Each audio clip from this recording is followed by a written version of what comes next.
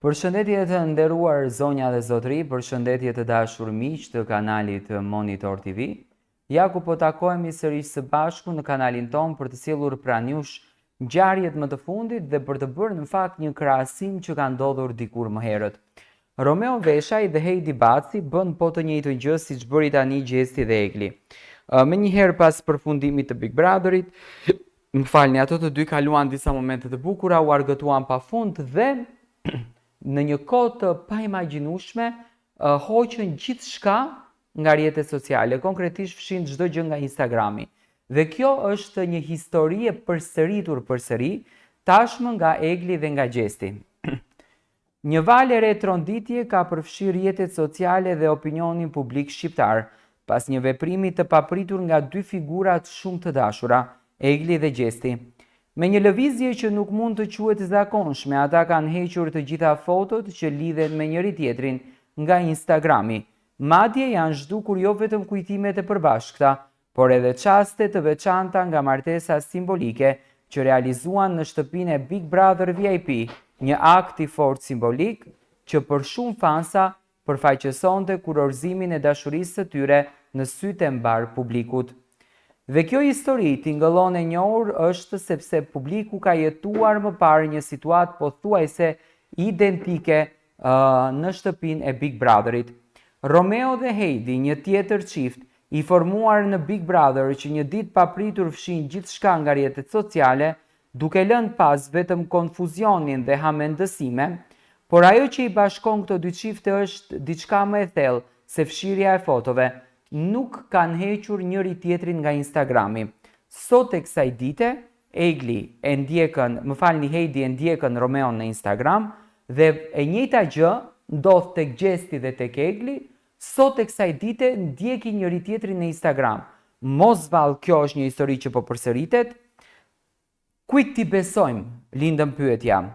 Sa po u vërejtën ndryshimet në profilet e tyre në Instagram, reagimet nuk vonuan, komente të pafundme, pyetje në inbox, postime në faqe fansash dhe tituj mediash të ndërtuara mbi një mister që po bëhet më i errët për ditë.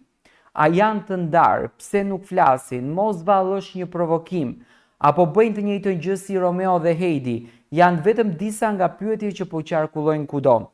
Gjesti në një nga deklaratat e fundit të tij, pas përfundimit të spektaklit, kishte lënë të nuk kuptojë se dëshironte të ruante privatësinë e marrëdhënies me Eglin. Një dëshirë e kuptueshme, por që sot po lexohet ndryshe.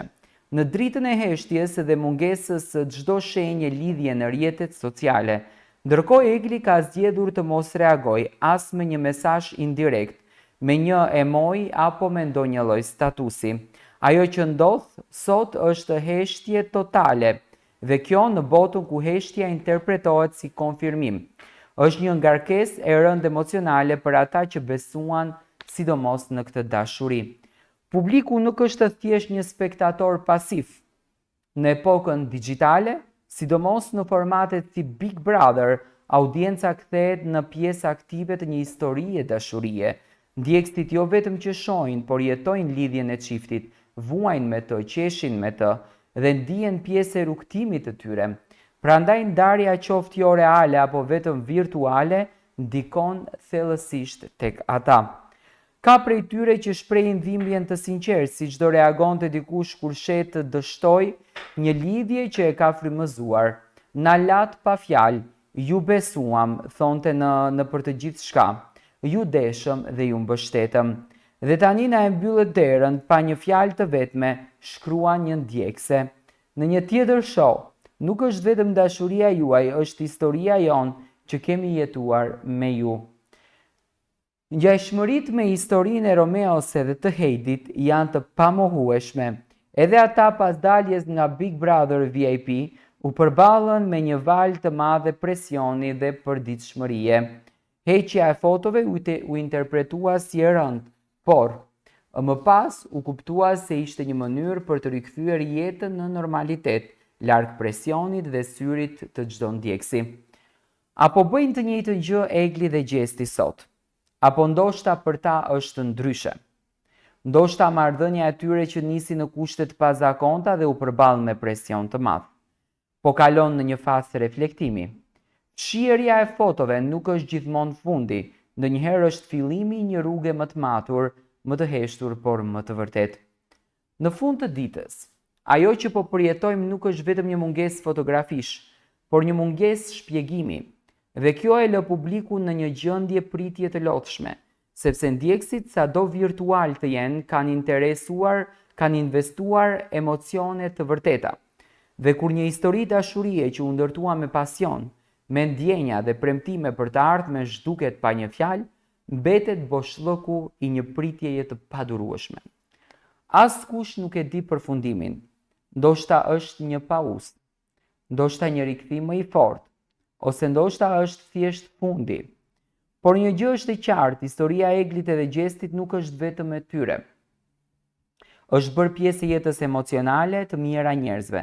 Dhe tani të gjithë presin një fjalë, një foto, një shenjë që do t'rregojnë nëse kjo dashuri është thjesht në heshtje apo është të zhdukur për gjithmonë.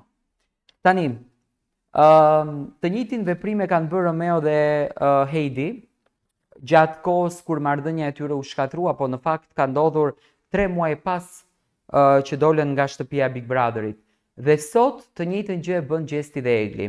Historia po përsëritet. A është kjo në një bashkëpunim me produksionin që Gjesti dhe Egli të tërheqin sa më shumë audiencën dhe produksioni është duke përgatitur një këngë për Gjestin edhe së bashku me Eglin dhe do ta nxjerrë në pak të gjën? Këtë do ta komentoj këtë pikpyetje në videon e radhës, por kjo që doja të them është, apo përsëritet e njëjta histori. Heidi nuk dha kur një shpjegim për marrëdhënien e saj me Romeon dhe nuk foli kur më për këtë marrëdhënie. Ndërsa e njëjta gjë po ndodhen me Gjestin edhe me Eglin. Gjesti po fshin çdo kujtim, qoftë edhe një kujtim shumë i rëndësishëm që në këtë rast Gjesti ka qenë pjesë e Big Brotherit duke hequr të gjitha fotografitë nga Instagrami i tij, por në anën tjetër është edhe Egli që po heqën të gjitha kujtimet, të gjitha momentet e bukura që në fakt ka kaluar me Gjestin, qoftë edhe atë martesë që të gjithë shqiptarët hynë brënda asaj dasme, duke uruar, duke jetuar dhe duke e gëzuar çdo moment të kësaj shtëpie. Do të pikpyetjet janë shumë të mëdha për këtë gjë që ka ndodhur. Mund të jetë i marrur Instagrami dhe të menaxhohet nga Top Channel, por pse duheshte Top Channel t'i heqën fotografitë e momenteve më të bukura në këtë shtëpi që kanë mbetur kujtime? Kjo mbetet për të kuptuar. Dua të marr mendimin tuaj. Apo rikthehet e njëjta histori?